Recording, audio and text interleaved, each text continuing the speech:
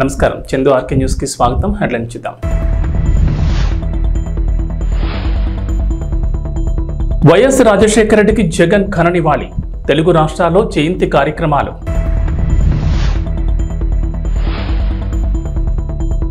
ఏపీలో మహిళలకు good news. ప్రతి నెల ఒక్కొక్కరికి 1500 రూపాయలు.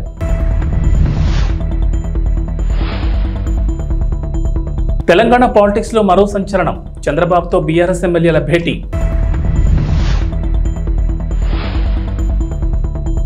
తెలంగాణ ఏపీ ప్రజలకు బిగ్ అలర్ట్. పలు జిల్లాల్లో భారీ వర్షాలు. ఆంధ్రప్రదేశ్ విద్యాశాఖ మంత్రి నారా లోకేష్ చొరవ 25 మంది విద్యార్థుల భవిష్యత్తుకు బాట వేసింది. ఏపీకి చెందిన విద్యార్థులు జేఈఈ మెయిన్స్ అడ్వాన్స్డ్ పరీక్షలో ఉత్తీర్ణత సాధించారు. వీరందరికీ జాతీయ స్థాయి విద్యా సంస్థలో సీటు దక్కిన ఐఐటి మద్రాస్ తెచ్చిన కొత్త నిబంధన కారణంగా సమస్య ఎదురైంది. మంత్రి లోకేష్కు వాట్సాప్ ద్వారా ఫిర్యాదు చేయగా వెంటనే సమస్యను పరిష్కరించారు. రాష్ట్రానికి చెందిన సుమారు 25 మంది విద్యార్థులకు ఐఐటి, ఎన్ఐటి వంటి జాతీయ విద్యా సంస్థల్లో ప్రవేశాలు పొందారు. ఆంధ్రప్రదేశ్లో దివ్యాంగ విద్యార్థులకు ఇంటర్మీడియట్ బోర్డు నిబంధనల ప్రకారం లాంగ్వేజ్ సబ్జెక్టులు రెండింటిలో ఒకదానికి మినహాయింపు ఉంది. ఈ మేరకు ఆ సబ్జెక్టుకు సంబంధించి ఈ అని పేర్కొంటూ మార్కుల జాబితా ఇస్తున్నారు. అయితే ఈ ఏడాది జోసా కౌన్సిలింగ్ పర్యవేక్షిస్తున్న ఐఐటి మద్రాస్ నిబంధనలు మార్చడంతో సమస్య మొదలైంది. ఇంటర్లో కనీస అర్హతగా 5 సబ్జెక్టులకు సంబంధించిన మార్కులతో మెమో ఇవ్వాలని కొత్త నిబంధనలు తీసుకొచ్చారు. కానీ ఆంధ్రప్రదేశ్ ఇంటర్ బోర్డు అలా మెమో ఇవ్వకపోవడంతో కొందరు దివ్యాంగ విద్యార్థులకు జాతీయ విద్యా సంస్థలో సీటు కోల్పోయే పరిస్థితి వచ్చింది. నేడు దివంగత నేత ఉమ్మడి ఏపీ మాజీ CM doctor YS Rajasekhara Reddy జయంతి. ఈ సందర్భంగా ఇడుపులపాయలోని వైఎస్ఆర్ ఘాట్ దగ్గర ఆంధ్రప్రదేశ్ మాజీ ముఖ్యమంత్రి వైఎస్ జగన్మోహన్ రెడ్డి, వైఎస్ఆర్ సతీమణి వైఎస్ విజయమ్మ, వైఎస్ భారతి అర్పించి ప్రత్యేక ప్రార్థనలు చేశారు. జగన్ వెంట వైఎస్ఆర్సీపీ ఎంపీలు వైఎస్ అవినాష్ రెడ్డి, గురుమూర్తి, తనుజారాణి, వైఎస్ఆర్సీపీ నేతలు ఉన్నారు. జగన్తో పాటు మేనత్త విమలమ్మ, మేనమామ రవీంద్రనాథ్ రెడ్డి తదితరులు ప్రత్యేక ప్రార్థనలో పాల్గొన్నారు. మరోవైపు వైఎస్ఆర్ జయంతి సందర్భంగా జగన్ ట్వీట్ చేశారు. నాన్న, మీ 75వ పుట్టినరోజు మా అందరికీ పండగ రోజు. కోట్లాది కుటుంబాలు ఇవాళ మిమ్మల్ని జ్ఞాపకం చేసుకుంటున్నాయి. వైఎస్ఆర్ కాంగ్రెస్ కార్యకర్తలు, నాయకులు, అభిమానులు మీ పుట్టినరోజున సేవా కార్యక్రమాల్లో ముందుకు సాగుతున్నారు. ప్రజా శ్రేయస్ కోసం మీరు చూపిన మార్గం మాకు శిరోధార్యం. జీవితాంతం మీరు పాటించిన క్రమశిక్షణ, చేసిన కఠోర శ్రమ, రాజకీయాల్లో మీరు చూపిన ధైర్య సాహసాలు మాకు మార్గం. మీ ఆశయాల సాధన లక్ష్యంగా కోట్లాది కుటుంబాల క్షేమమే చేయంగా చివరి వరకు కృషి చేస్తామని అన్నారు.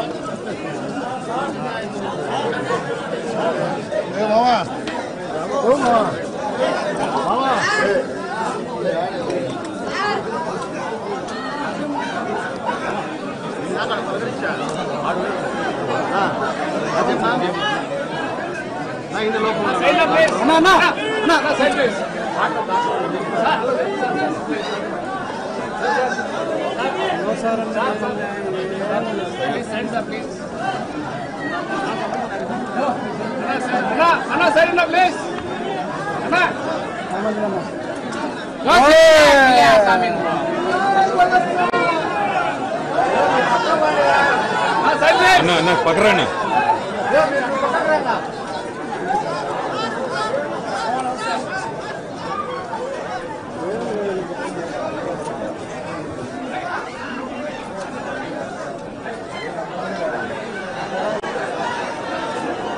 ఆంధ్రప్రదేశ్లో కూటమి ప్రభుత్వం ఎన్నికల సమయంలో ఇచ్చిన హామీలను ఒక్కొక్కటిగా అమలు చేస్తోంది. ఇప్పటికే పింఛన్ పెంచి పంపిణీ ప్రారంభించింది. అలాగే డిఎస్సికి సంబంధించి కసరత్తు మొదలైంది. అన్నా క్యాంటీన్లు, ల్యాండ్ టైటిలింగ్ యాక్ట్ రద్దు, నైపుణ్య గణన, ఉచిత ఇసుక విధానం ఇలా నిర్ణయాలు తీసుకుంటున్నారు. తాజాగా మరో పథకాన్ని అమలు చేసేందుకు ప్రభుత్వం సిద్ధమైనట్లు తెలుస్తోంది. ఎన్నికల సమయంలో ప్రకటించిన విధంగా ఆడబిడ్డ నిధి పథకాన్ని కూడా అమలు చేయాలని భావిస్తున్నారట. ఈ పథకానికి సంబంధించి సోషల్ మీడియాలో ఓ ప్రచారం మొదలైంది.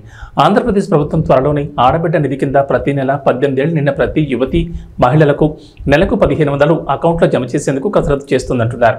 సోషల్ మీడియా వేదికగా ఓ పోస్ట్ ట్వీట్ వైరల్ అవుతోంది. ఏపీ మహిళా మండలకు శుభవార్త. కూటమి ప్రభుత్వం ఇచ్చిన సూపర్ 6 హామీల్లో భాగంగా త్వరలో విడుదలయ్యే ఆడబిడ్డ నిధి పథకానికి ప్రతి మహిళకు నెలకు 1500 చొప్పున మంజూరు చేయడం జరుగుతుందని అన్నారు. తెలంగాణ రాజకీయాలు రోజురోజుకి ఆసక్తికరంగా మారుతున్నాయి. ఇప్పటికే రేవంత్ రెడ్డి సర్కార్ అధికారంలోకి వచ్చినప్పటి నుంచి బీఆర్ఎస్ ఎమ్మెల్యేలు వరుసగా కాంగ్రెస్ పార్టీలో చేరుతూ రాజకీయ పరిణామాలను పూర్తిగా మార్చేస్తున్నారు. తాజాగా హైదరాబాద్కు వచ్చిన ఏపీ సీఎం నారా చంద్రబాబు నాయుడుతో బీఆర్ఎస్ ఎమ్మెల్యేలు భేటీ అయ్యారు. జూబ్లీహిల్స్లోని చంద్రబాబు నివాసంలో ఆదివారం బీఆర్ఎస్ ఎమ్మెల్యేలు ప్రకాష్ గౌడ్, అరికెపూడి గాంధీ, మిర్యాలగూడ మాజీ ఎమ్మెల్యే భాస్కర్రావు కలిశారు. ఏపీలో టీడీపీ కూటమి అఖండ విజయం సాధించడంతో పాటు ముఖ్యమంత్రిగా బాధ్యతలు చేపట్టినందుకు చంద్రబాబుకు అభినందనలు తెలిపారు. అనంతరం తెలంగాణలో ప్రస్తుతం నెలకొన్న రాజకీయ పరిణామాలపై చంద్రబాబుతో బీఆర్ఎస్ ఎమ్మెల్యేలు సుదీర్ఘంగా చర్చించినట్లు సమాచారం. అయితే ప్రస్తుతం గ్రేటర్ పరిధిలో గెలిచిన బీఆర్ఎస్ ఎమ్మెల్యేలంతా గతంలో చంద్రబాబు నేతృత్వంలో పనిచేసిన టీడీపీ నేతలే కావడం గమనార్హం. ఆ కారణంగానే మొన్నటి అసెంబ్లీ ఎన్నికల్లో సెటిలర్స్ మద్దతు వారికి ఉండడంతో గెలుపొందారని విశ్లేషకులు వివరించారు. అందుకే ఆ ఎమ్మెల్యేలంతా ఇప్పటికీ టీడీపీకి సానుభూతిపరులుగా ఉన్నట్లు తెలుస్తోంది. మహిళల కోసం తెలంగాణ ప్రభుత్వం అనేక సంక్షేమ పథకాలు అమలు చేస్తోంది. మహాలక్ష్మి పథకం పేరుతో ఆర్టీసీ బస్సులో వారికి ఉచిత బస్సు సౌకర్యం కల్పిస్తోంది. అలాగే ఇదే పథకం కింద రాష్ట్రాల్లోని ఒక్కో మహిళ అకౌంట్లో 2500 రూపాయలు జమ చేసేందుకు సిద్ధమవుతోంది. త్వరలోనే ఈ హామీని నిలబెట్టుకుంటామని ప్రభుత్వ పెద్దలు వెల్లడిస్తున్నారు. తాజాగా మహిళను ఆర్థికంగా మరింతగా బలోపేతం చేసేందుకు గాను మహిళా శక్తి పథకాన్ని అమలు చేయాలని భావిస్తోంది.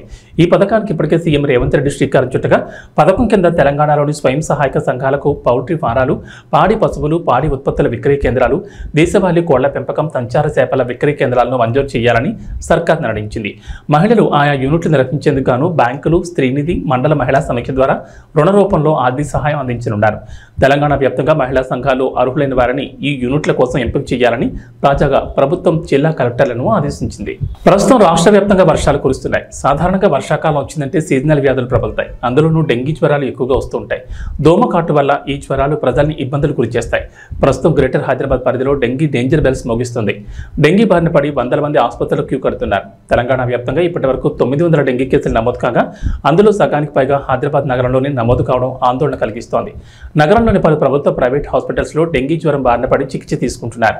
నల్లకుంట ఫీవర్ హాస్పిటల్కి ఎక్కువ మంది రోగులు జ్వరంతో డెంగీ పరీక్షల కోసం వస్తున్నారు. వర్షాలు కురవడంతో డెంగీకి కారణమయ్యే టైగర్ దోమ విజృంభిస్తోంది. ఈ టైగర్ దోమ కుట్టిన 3-4 రోజుల నుంచి వంటి నొప్పులతో పాటు మొదలై తీవ్ర జ్వరం, తలనొప్పి వస్తుందని డాక్టర్లు చెప్తున్నారు. తొలి దశలో తీవ్ర జ్వరం, ఒంటిపై దద్దుర్లు ఉంటాయని అంటున్నారు. రెండో దశలో ప్లేట్లెట్లు తగ్గడం, బీపీ పడిపోవడం, కడుపులో నొప్పి, వాంతులు, కాలేయంపై ప్రభావం ఉంటుందని అంటున్నారు. రెండో దశలో లక్షణాలు ఎక్కువగా ఉంటే ఆలస్యం చేయకుండా వెంటనే హాస్పిటల్లో చేరాలని సూచిస్తున్నారు. రాష్ట్ర ప్రభుత్వం నూతనంగా ప్రవేశపెట్టిన ఉచిత ఇసుక విధానంలో భాగంగా జరుగుమిల్లి మండలం చతుకపాడులోని ఇసుక రీచ్లను రాష్ట్ర సాంఘిక సంక్షేమ శాఖ మంత్రి డోల బాల వీరాంజనేయ స్వామి ప్రారంభించారు. ఈ కార్యక్రమంలో జిల్లా joint collector R Gopalakrishna, mining శాఖ deputy director Jagannatharao, Ongole RDO GV Krishnareddy పాల్గొన్నారు. ఈ సందర్భంగా స్వామి మాట్లాడుతూ రాష్ట్రంలో గత వైసీపీ ప్రభుత్వం 5 సంవత్సరాల పాటు సహజ వనరులైన ఇసుకను సామాన్య ప్రజలకు అందకుండా ఇబ్బందులు గురిచేసిందన్నారు. ఎన్నికల్లో ఇచ్చిన మాట ప్రకారం నేడు ఉచిత ఇసుక విధానాన్ని ప్రారంభించడం చాలా సంతోషంగా ఉందని, ఈ రోజు నుంచే సిఎన్జి ట్రాన్స్పోర్టింగ్ ఛార్జీలు మాత్రమే తీసుకుంటూ ప్రజలకు ఇసుకను ఉచితంగా ఇవ్వడం జరుగుతుందని, ఈ విధానం అమలుపై భవన నిర్మాణం మీద ఆధారపడిన కార్మికులు హర్షం వ్యక్తం చేస్తున్నారని, ఉచిత ఇసుక విధానాన్ని తీసుకొచ్చినందుకు ముఖ్యమంత్రి చంద్రబాబు నాయుడుకి ప్రజలు కృతజ్ఞతలు తెలియజేస్తున్నారని మంత్రి స్వామి అన్నారు. गातुं यज्ञाय गातुं यज्ञपतये दैवी स्वस्तिरस्तुनः स्वस्तिर्मानुषेभ्यः ओर्ध्वञ्जिगातभेषजं सिन्नो अस्तु देवते सञ्चतुष्पदे ॐ शान्ति शान्ति शान्तिः।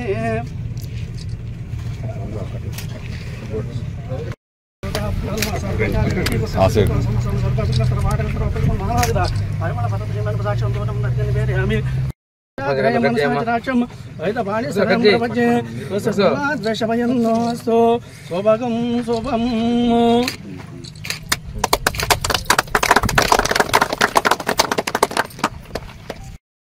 ఓం శాంతి శాంతి శాంతి ఓం మదో దేవావంతరో విష్ణుచక్రమే పృథివ్యాసపదామపి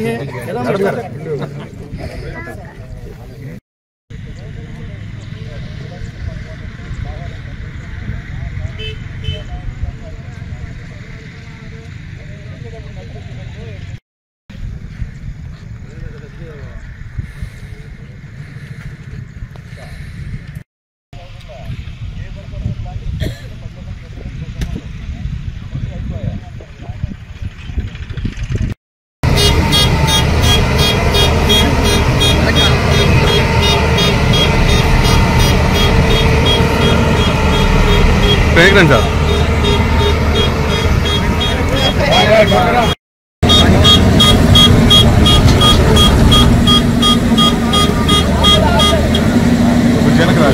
తమ్ముడు ఎక్కడమ్మా తమ్ముడు కొంచెం ఎక్కడమ్మా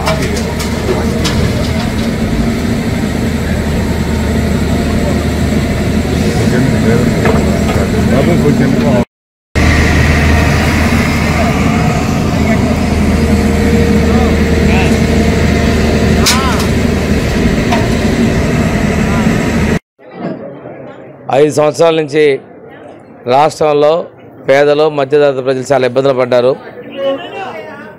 సహజ వనరులైనటువంటి ఇసుక కూడా అందలేనంత పనిచేశారు. ట్రాక్టర్ ఇసుక 5,000 రూపాయలు కొనుక్కోవాల్సిన దుస్థితి వచ్చింది.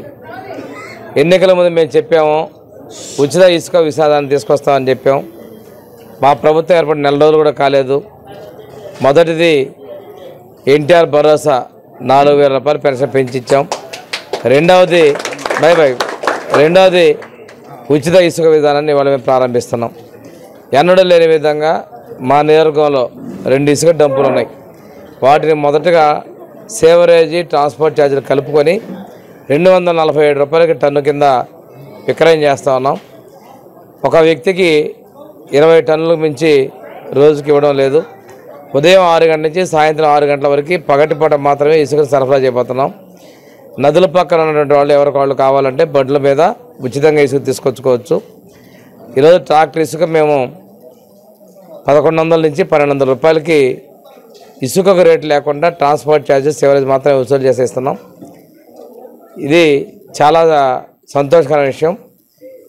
భవన నిర్మాణం మీద ఆధారపడిన కార్మికులు, బేల్దారులు కావచ్చు, పెయింటర్స్ కావచ్చు, మిగిలినటువంటి ఎలక్ట్రీషియన్ చాలామంది ఉద్యోగస్తులు ప్రజలు చాలా సంతోషంగా ఉన్నారు. 14కి 19 మధ్యలో ఉన్నటువంటి ఉచిత ఇసుక విధానం తిరిగి తెలుగుదేశం, జనసేన, బీజేపీల ఎన్డీఏ ప్రభుత్వం తీసుకొస్తున్నందుకు ముఖ్యమంత్రి చంద్రబాబు నాయుడు గారికి ప్రజలు ధన్యవాదాలు తెలియజేస్తున్నారు. ప్రజల కష్టాలు కూడా తొలగిపోతూ ఉన్నాయి.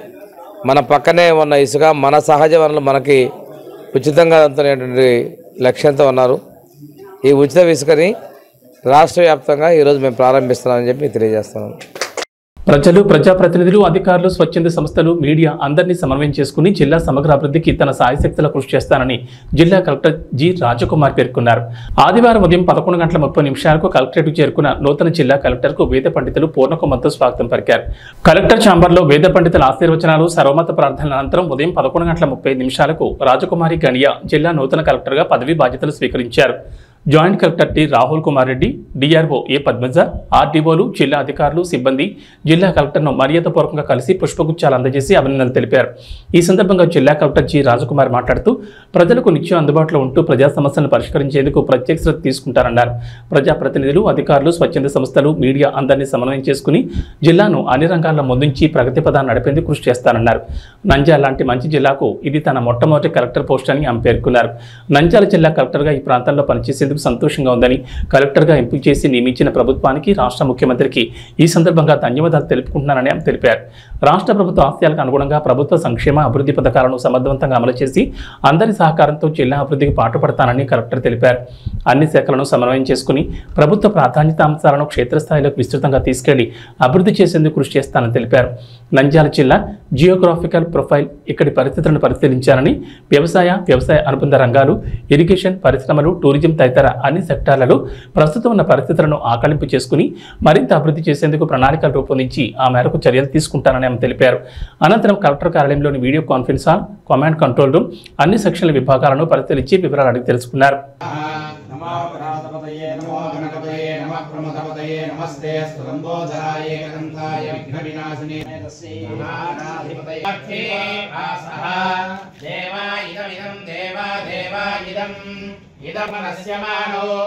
సుమనస్యమానో దివి దివి సుమనస్యమానో సుమనస్యమానో దివి దివి దేవా దేవ వసవో దీర్ఘం దీర్ఘం వసవో వసవో దీర్ఘం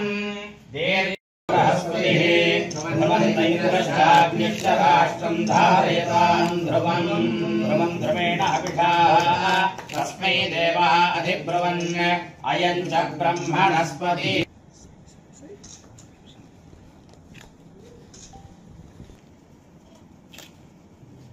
నమస్కారం. ముందు ముందుగా రాష్ట్ర ప్రభుత్వానికి, గౌరవ ముఖ్యమంత్రి గారికి, నంద్యాల జిల్లా కలెక్టర్గా నన్ను నియమించినందుకు ధన్యవాదాలు తెలుపుతూ ఉన్నాను. ఒక మంచి జిల్లాకి నేను రావడం, మొట్టమొదటిసారి ఈ ప్రాంతంలో పనిచేసే అవకాశం ఇవ్వడం చాలా సంతోషంగా ఉంది. ఇక్కడ ఉన్న ప్రజలు, ప్రజాప్రతినిధులు, అధికారులు, మీడియా మిత్రులు, NGOs అందరినీ సమన్వయపరుచుకుంటూ జిల్లాని ప్రగతి పదాన నడిపించడానికి నా శాయశక్తిలా నేను కృషి చేస్తాను. ప్రభుత్వ ప్రాధాన్యత అంశాలు ఏమున్నాయో అవి క్షేత్రస్థాయి వరకు తీసుకువెళ్ళి అన్ని శాఖల్ని సమన్వయపరిచి జిల్లాను ఎప్పుడూ కూడా ముందంజలో ఉంచడానికి అన్ని విధాలా నేను కృషి చేస్తానని మాటిస్తూ ఉన్నాను. అలాగే జిల్లా ప్రొఫైల్ మొత్తం చూశాను. ఇక్కడ జోగ్రఫికల్ కండిషన్స్, ఇక్కడ ఉండే various resources, agriculture, irrigation sectors, industries, అలాగే టూరిజం అండ్ అదర్ సెక్టార్స్కి సంబంధించి ఇప్పుడు ఏ విధంగా ఉంది సిస్టమ్, పటిష్టపరచడానికి ఎటువంటి ప్రణాళికలు రూపొందించాలి, అలాగే మరింత అభివృద్ధిలోకి తీసుకువెళ్ళడానికి అందరినీ సమన్వయపరుచుకుంటూ ఏ విధంగా ముందుకు సాగాలి అన్న ప్రయత్నం నేను చేస్తాను. అలాగే జిల్లా ప్రజలు చాలా మంచి ప్రజలు అని చెప్పి, బాగా మంచి మనసున్నవారు అని చెప్పి అందరూ నాకు ఇక్కడికి పంపించారు. ఇప్పుడు ఆ ప్రజలను చూస్తాను, ఆ ప్రజలతో కలిసి పనిచేస్తాను. కాబట్టి జిల్లాని అన్ని విధాలా కూడా అన్ని రంగాల్లో ముందుకు తీసుకువెళ్ళడానికి ప్రయత్నం చేసి ప్రతి ఒక్కరికి కూడా నిత్యం అందుబాటులో ఉంటానని కూడా నేను మాటిస్తూ ఉన్నాను. విశ్వనటుడు కమల్ హాసన్ శంకర్ కాంబోలో తెరకెక్కిన ఇండియన్ 2 జూలై 12న ప్రేక్షకుల ముందుకు రాబోతోంది. ఇప్పటికే సినిమా గురించి పాన్ ఇండియా లెవెల్లో గట్టిగానే ప్రమోషన్స్ చేశారు శంకర్. ఇక తెలుగులో కూడా ఈ సినిమాకి మంచి బజ్ ఉండడంతో హైదరాబాద్లో ఆదివారం ప్రీ రిలీజ్ ఈవెంట్ నిర్వహించారు. ఈ సందర్భంగా ఇండియన్ 3తో పాటు గేమ్ చేంజర్ గురించి అప్డేట్స్ ఇచ్చారు శంకర్. అయితే గేమ్ చేంజర్లో కీ రోల్ పోషించిన డైరెక్టర్, నటుడు SJ సూర్య ఈ ప్రీ రిలీజ్ ఈవెంట్లో చేసిన కామెంట్స్ వైరల్ అవుతున్నాయి. ఇండియన్ 2, ఇండియన్ 3, గేమ్ చేంజర్ ఇలా 3 చిత్రాల్లోనూ SJ సూర్య నటించారు. ఇండియన్ 2లో ఓ కేమియోలో కనిపించబోతుంటే ఇండియన్ 3లో ముఖ్య పాత్రలో నటించారట. కానీ గేమ్ చేంజర్లో మాత్రం SJ సూర్యది మెయిన్ రోల్ అంటూ శంకర్ చెప్పారు. ఇక ఈ 3 చిత్రాల్లో తన పాత్రల గురించి చెప్తూ గేమ్ చేంజర్ రిలీజ్పై అభిమానులకి ఓ హింట్ ఇచ్చారు సూర్య. దయచేసి జూలై 12న ఇండియన్ 2 సినిమా చూడండి. ఇండియన్ 2 సక్సెస్ ఈవెంట్ సందర్భంగా ఇండియన్ 3 ట్రైలర్ని విడుదల చేసి సినిమా రిలీజ్ డేట్ను కూడా ప్రకటిస్తాం.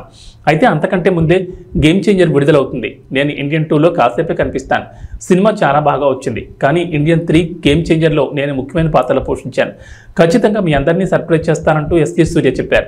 ఇక గేమ్ చేంజర్లో తన నటన చూసిన తర్వాతే శంకర్ తనని ఇండియన్ 2కి 3కి తీసుకున్నారంటూ SJ సూర్య ఇటీవల ఓ ఇంటర్వ్యూలో చెప్పారు. శుభ్మన్ గిల్ సారథ్యంలోని యువ భారత్ జట్టు జింబాబ్వే పర్యటనలో తొలి విజయాన్ని నమోదు చేసింది. ఆదివారం జరిగిన 2వ T20 మ్యాచ్లో ఆల్రౌండ్ ప్రదర్శనతో అదరగొట్టి 100 పరుగుల తేడాతో జింబాబ్వేని చిత్తుగా ఓడించింది. తొలుత బ్యాటింగ్లో 234 పరుగులు చేసిన టీమిండియా ఆ తర్వాత జింబాబ్వేను 18.4 ఓవర్లలో 134 పరుగులకు కుప్పకూల్చింది.